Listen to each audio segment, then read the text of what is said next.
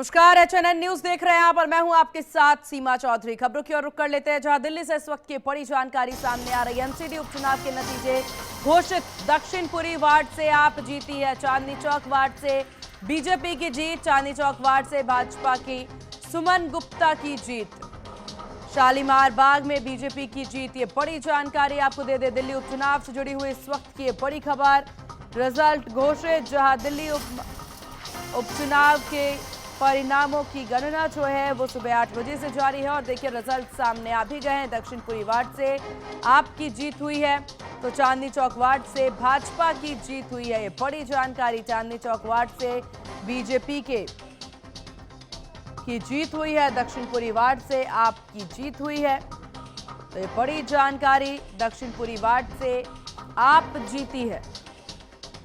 Chandni Chowk ward से BJP की जीत, Chandni Chowk ward से बीजेपी के सुमन गुप्ता की जीत, शालीमार बाग में बीजेपी की जीत। ये बड़ी जानकारी आपको दे दे। दक्षिणपुरी वार्ड से आपकी जीत हुई है।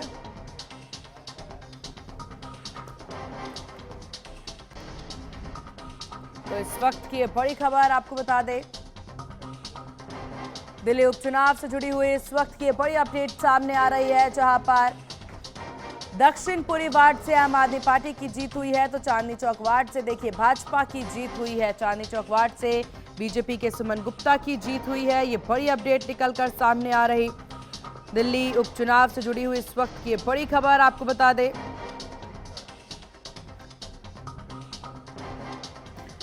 तो दिल्ली एमसीडी के 12 वार्डों के लिए हुए मतदान का जो रिजल्ट आ गया है और चुनाव में 38.51% वोटिंग हुई थी, जिसके रिजल्ट अब जारी कर दिए गए हैं। जहां आपको बता दें कि बीजेपी ने 5 सीटों पर जीत दर्ज की है, आम आदमी पार्टी ने 2 सीटों पर जीत दर्ज की। तो ये बड़ी अपडेट निकलकर सामने आ रही है दिल्ली एमसीडी उपचुनाव से जुड़ी हुई, जहां रिजल्ट सामने भाजपा की जीत, तो वहीं आम आदमी पार्टी के खाते में भी सीटें गई हैं। शालीमार बाग में बीजेपी, तो संगम विहार में कांग्रेस की जीत हुई है।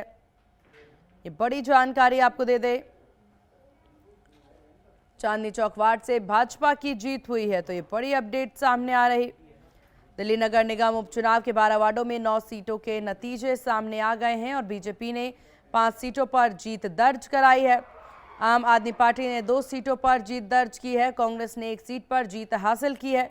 1 सीट पर निर्दलीय उम्मीदवार ने जीत दर्ज की। अशोक विहार सीट भी बीजेपी के खाते में।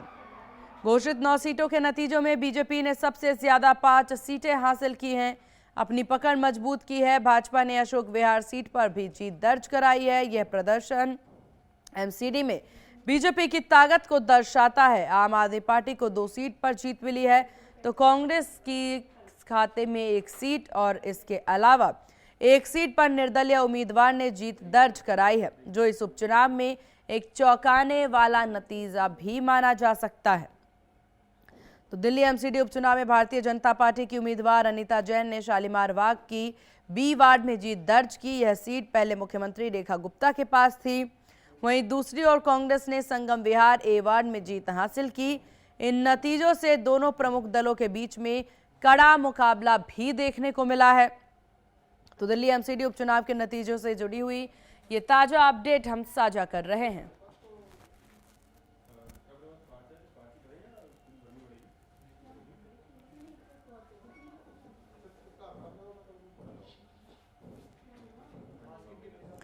और ग्राउंड जीरो से तमाम जानकारी अपडेट के साथ सहयोगी अभिषेक आनंद हमारे साथ बने हुए हैं। अभिषेक, रिजल्ट घोषित कर दिया गया है और इसमें बीजेपी के खाते में सबसे ज्यादा सीटें जाती नजर आ रही, क्या कुछ ग्राउंड जीरो से अपडेट? और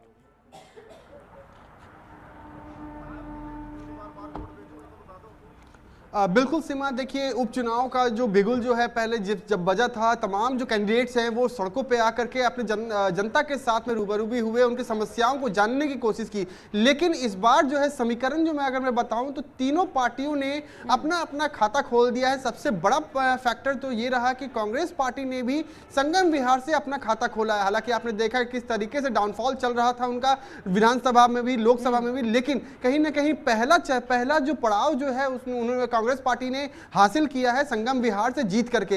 ये साबित करता है कि कांग्रेस पार्टी भी है कहीं ना कहीं सड़कों पे आकर के लोगों के दिलों में कांग्रेस पार्टी का भी कहीं ना कहीं जगह बना हुआ है अभी भी। अगर मैं बात करूं निर्दलीय से इमरान चौधरी ने जिस तरीके से जीत हासिल किया है, ऐसे में जो शोएब इकबाल जो थे आम आदमी पार्टी से थे, लेकिन कहीं ना कहीं नाराजगी की वजह से, टिकट कटने की वजह से उन्होंने पार्टी छोड़ दिया। उसके बाद अपना शेरछाप उन्होंने निकाला। शेरछाप से निकालने के बाद जनता के साथ बातचीत किया। हालांकि कई सारे आरोप भी लगाए जा रहे थे कि आम आदमी पार्टी जो है कहीं ना कहीं अपने विचारधारा से वो भटक चुकी है, जिसके वजह से उन्होंने पार्टी छोड़ा, टिकट काटा गया उनका, कई नाराजगियां भी थी। लेकिन इमरान चौधरी से जब मैंने बात किया तो उन्होंने साफ तौर पे कहा कि कांग्रेस आम आदमी पार्टी जो है वो अपने जो उनके जो मुद्दे थे उनसे वो भटक चुकी है।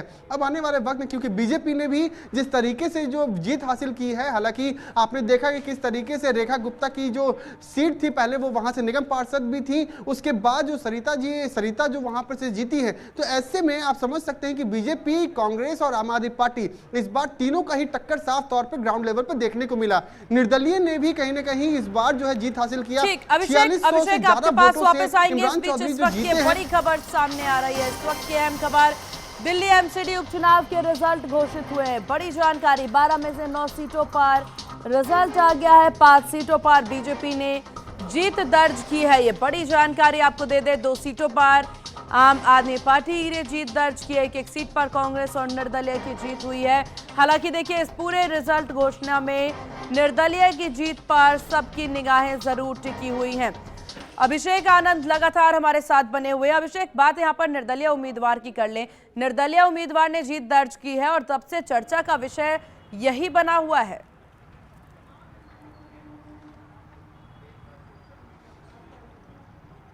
बिल्कुल सीमा, देखिए चांदनी महल जो है वो काफी ज्यादा हॉट सीट रहा है शुरुआत से ही। शोएब इकबाल जब वहां पर से आम आदमी पार्टी के जब विधायक थे तो उन्होंने काफी ज्यादा वहां पर काम भी किया था, लेकिन विधानसभा चुनाव में कई सारे ऐसे कारण हुए थे जिसके वजह से उनका टिकट कट गया। हालांकि इसको लेकर के जनता में काफी ज्यादा गुस्सा भी था, जिसके बाद उपचुनाव में उन्होंने अपना एक चुनाव का पूरा प्रचार किया, साथ ही साथ अपना एक शेर छाप उन्होंने निकाला। ये शेर छाप से साफ तौर पर यह पता चल रहा है कि किस तरीके से लोगों के मन में उन्होंने अपना अभी तक जो उनका जो साफ तौर पर यह बताया जा रहा है कि किस तरीके से लोगों के मन में अभी भी साफ तौर पर यह चल रहा है कि जो शोएब इकबाल जो है वो कहीं ना कहीं अभी भी दिलों में राज कर रहे हैं। इस बार जो इमरान चौधरी ने जो जीता है तो पूरे देश को ये बता दिया गया है कि हम लोग का जो एजेंडा जो है वो साफ तौर पर पता चलेगा आने वाले वक्त में, क्योंकि चांदनी महल में जो समस्याएं जो है वो काफ़ी ट्रैफिक को लेकर के हो, चाहे कूड़ा को लेकर के हो, तमाम चीज़ें ऐसी हैं जिसको वो ख़त्म करने की कहीं ना कहीं आश्वासन भी दिए हैं। अब आने वाले वक्त में ही पता चलेगा सीमा कि किस तरीके से इमरान चौधरी जो हैं वो साबित होते हैं। बिल्कुल अभिषेक, और यहाँ पर अगर देखिए कांग्रेस के खाते में भी सीट गई है, जिसका जिक्र आपने भी किया कि कांग्रेस के लिए बड़ी उपलब्धि मानी जा सकती है। अभी तक हमने हर चुनाव में उनका प्रदर्शन देखा, उसके बाद कांग्रेस के खाते में एक सीट जाना। दिल्ली में आम आदमी पार्टी के लिए इस बार का ये उपचुनाव शाख का चुनाव भी माना जा सकता है, और ऐसे में अगर आम आदमी पार्टी के भी खाते में सीटें गई हैं तो जरूर माना जा सकता है कि आगे के रास्ते भी साफ हो सकते हैं आम आदमी पार्टी के।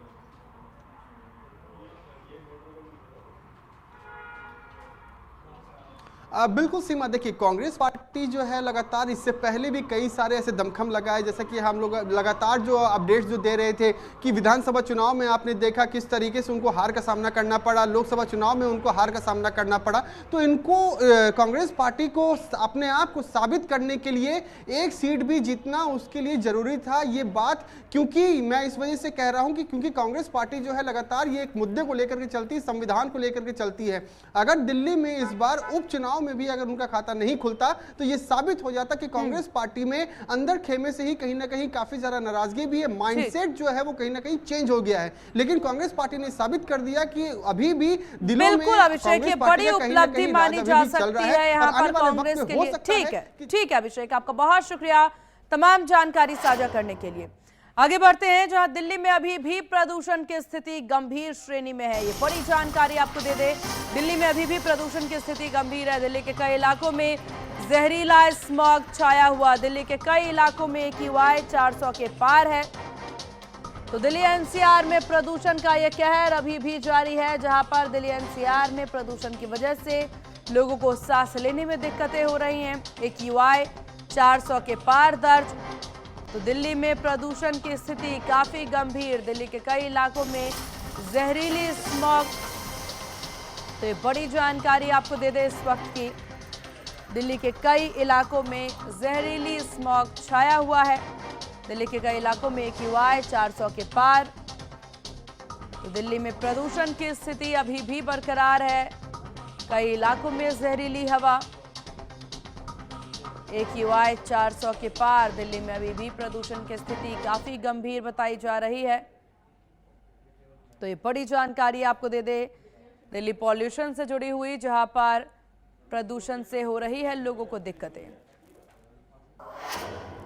तो दिल्ली NCR में वायु प्रदूषण गंभीर स्तर पर मामले में आज नियमित सुनवाई होनी है सुप्रीम कोर्ट में, जहां प्रदूषण को लेकर के दायर याचिकाओं पर यह सुनवाई होगी। तो ये बड़ी जानकारी आपको दे दें, प्रदूषण को लेकर के दायर याचिका पर होगी सुनवाई। तो दिल्ली NCR में वायु प्रदूषण गंभीर स्तर पर मामले पर आज नियमित सुनवाई करेगा सुप्रीम कोर्ट। तो देखिए, दिल्ली NCR में प्रदूषण की स्थिति बेहद ही खराब श्रेणी में है। AQI 400 के पार तक पहुंच चुका है, जिसकी वजह से लोगों को सांस लेने में काफी दिक्कतें हो रही हैं। और ऐसे में आज सुप्रीम कोर्ट में नियमित सुनवाई होनी है प्रदूषण को लेकर के दायर याचिका को लेकर के आज सुनवाई दिल्ली NCR के विषय पर, प्रदूषण को लेकर के।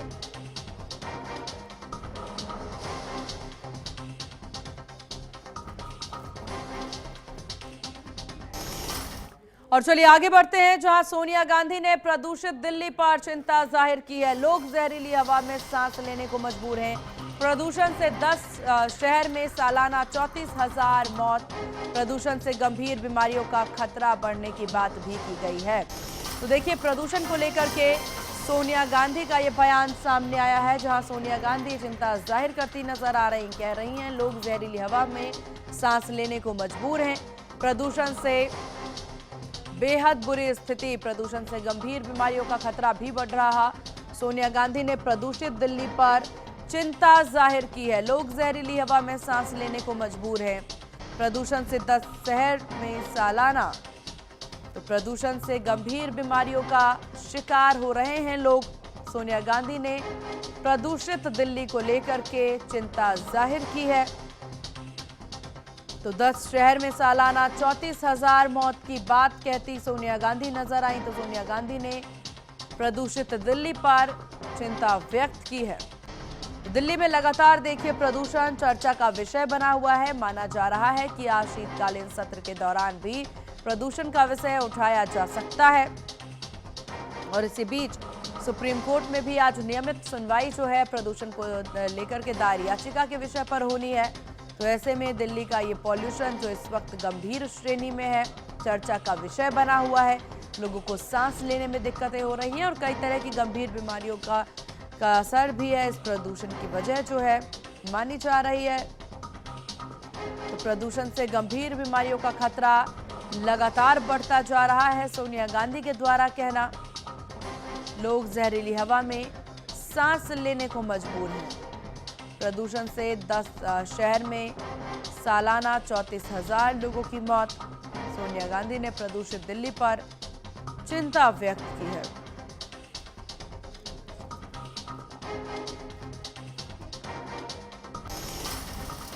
और चलिए यहां से सीधे आपको लिए चलते हैं लखनऊ, जहां विश्व दिव्यांग दिवस पर लखनऊ में सम्मान समारोह का आयोजन। कार्यक्रम में सीएम योगी आदित्यनाथ शामिल।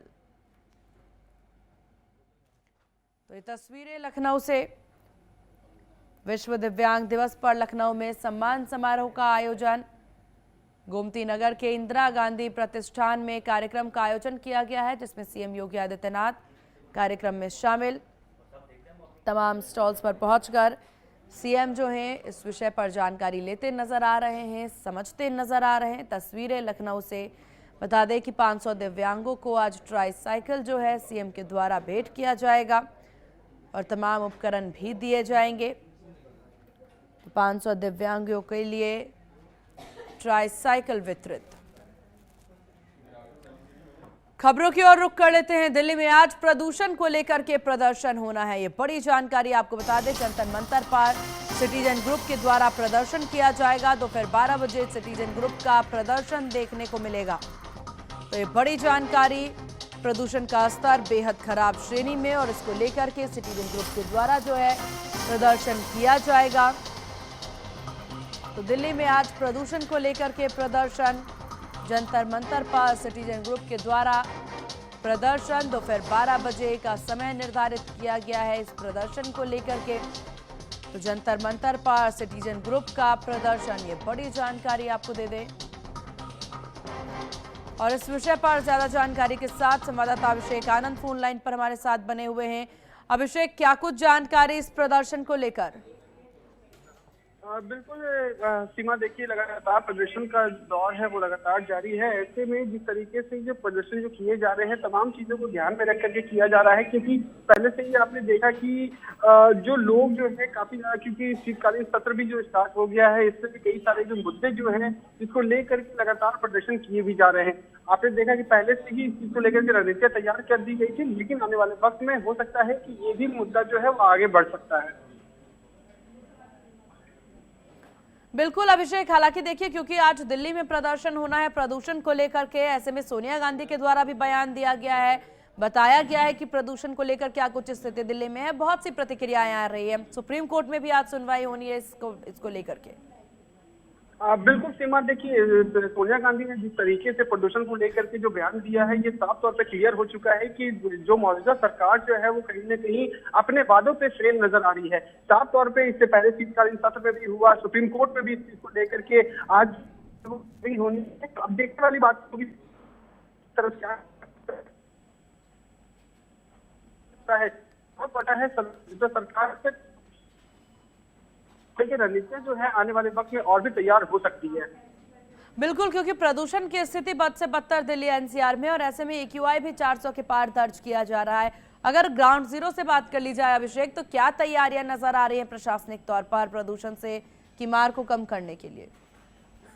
देखिए सीमा, जो अगर मैं पॉल्यूशन को लेकर के अगर बात करूं तो यहाँ पे फिलहाल तो अभी ग्राउंड लेवल पे जिस तरीके रेखा गुप्ता ने जो बताया था कि कृषि बारिश वर्षा भी करवाया जा रहा है, तमाम जगहों पर मास्क पहनने के लिए कहा जा रहा है, लेकिन ग्राउंड लेवल पे इसका खासा असर देखने को नहीं मिल रहा है। सुबह के टाइम पर जो धुंध जो रहता है वो काफी सारे लोगों को परेशानियां भी हो रही है। ऐसे में जो पहले का जो तरीके लोग बाहर निकलते थे, अभी का मौजूदा हालात जो रूट पे जो गाड़ियां जो है वो काफी ज्यादा धीमी बन चुकी है, बहुत कम गाड़ियां चल रही है। लोग घर ही ज्यादा अपना काम करने की कोशिश कर रहे हैं कि घर से ही रह करके अपना काम करें और दिनचर्या अपना पूरा क्लियर कर सके।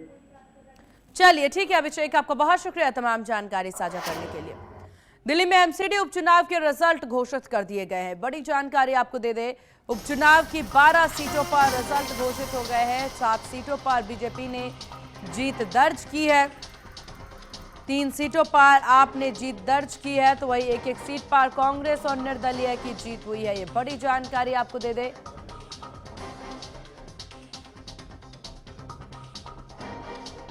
दिल्ली MCD उपचुनाव के लिए रिजल्ट घोषित, उपचुनाव की 12 सीटों पर रिजल्ट घोषित, जहां 7 सीटों पर बीजेपी ने जीत दर्ज की है और एक सीटों पर कांग्रेस और निर्दलीय की जीत हुई है। निर्दलीय की जीत पर सबकी नजर टिकी हुई, जहां उपचुनाव की 12 सीटों पर रिजल्ट घोषित। हालांकि देखिए कांग्रेस के खाते में भी एक सीट गई है, जिससे कांग्रेस के लिए बड़ी उपलब्धि मानी जा रही है। आम आदमी पार्टी के खाते में हालांकि 3 सीटें आई हैं और बीजेपी के पास सबसे ज्यादा सीटें 7 सीटें भाजपा के खाते में। तो उपचुनाव में बेहतरीन पकड़ मानी जा सकती है अब भाजपा की। 7 सीटों पर बीजेपी ने जीत दर्ज की है, 3 सीटों पर आम आदमी पार्टी की जीत हुई है, वहीं एक सीट पर कांग्रेस और निर्दलीय की जीत। खबरों में आगे बढ़ते हैं। छत्तीसगढ़ से खबर सामने आ रही है, जहां आज छत्तीसगढ़ कैबिनेट की अहम बैठक होनी है। थोड़ी ही देर में CM साई की अध्यक्षता में यह बैठक होगी। विधानसभा के शीत सत्र में के समेत कई सारे मुद्दों पर चर्चा होगी, कई बड़े प्रस्तावों पर मुहर लगने की उम्मीद भी है। तो ये बड़ी जानकारी आपको दे दें, CM साई कैबिनेट की अहम बैठक आज। तो आज छत्तीसगढ़ कैबिनेट की महत्वपूर्ण बैठक, थोड़ी ही देर में CM साई बैठक की अध्यक्षता करते नजर आएंगे। विधानसभा के शीत सत्र और इसके अलावा आपको बता दें कि तमाम विषयों पर आज ये बैठक है। थोड़ी ही देर में सीएम साई की अध्यक्षता में बैठक का आयोजन। विधानसभा के शीत सत्र समेत कई मुद्दों पर चर्चा, कई बड़े प्रस्ताव पर लग सकती है मुहर। आज छत्तीसगढ़ कैबिनेट की अहम बैठक। थोड़ी ही देर में शीत सत्र समेत कई विषयों पर चर्चा, कई बड़े प्रस्तावों पर लग सकती है मुहर। तो आज छत्तीसगढ़ कैबिनेट की अहम बैठक, ये बड़ी जानकारी दे दे आपको। विधानसभा के शीत सत्र समेत कई मुद्दों पर चर्चा।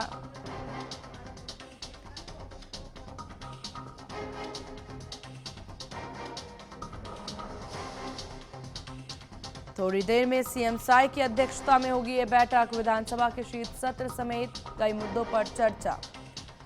और इस विषय पर ज्यादा जानकारी के साथ स्टेट हेड शुभम वर्मा हमारे साथ फोन लाइन पर बने हुए हैं। शुभम, इस बैठक को लेकर के क्या कुछ बड़ी जानकारी? जी सीमा जी, बताना चाहूंगा आज जो है साय कैबिनेट की बैठक रखी गई है और करीब 11 बजे ये बैठक चालू हो जाएगी। मुख्यमंत्री की अध्यक्षता में ये पूरी बैठक रखी गई है और बहुत से अहम मुद्दे इस बैठक में की समीक्षा की जाएगी। आपको बताना चाहूंगा हाल ही में जो धान खरीदी चल रहा है प्रदेश में, 15 जनवरी तक धान खरीदी का कार्य किया जाएगा, जिससे किसानों को हो रही समस्याएं या किसानों को किस तरह से और लाभान्वित किया जा सके, इसकी एक समीक्षा की जाएगी।